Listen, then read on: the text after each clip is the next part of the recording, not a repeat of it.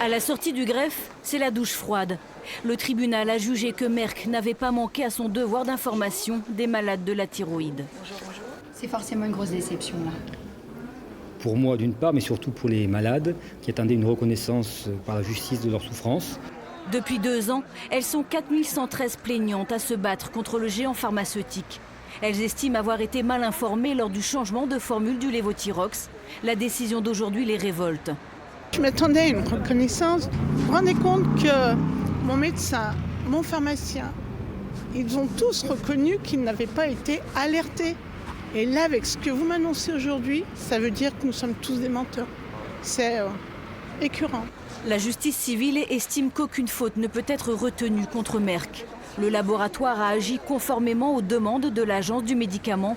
Les victimes ne seront donc pas indemnisées. La colère monte. C'est moi qui suis malade, c'est pas vous, c'est moi qui suis malade depuis 2 ans. C'est un dossier dans lequel, on le sait depuis le début, il y a beaucoup d'émotions. De l'émotion, il y en a encore, on le ressent.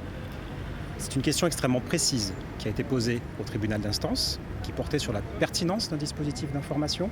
Le juge s'est prononcé en évaluant les actions mises en œuvre par Merck et a conclu que Merck avait parfaitement respecté la réglementation en vigueur.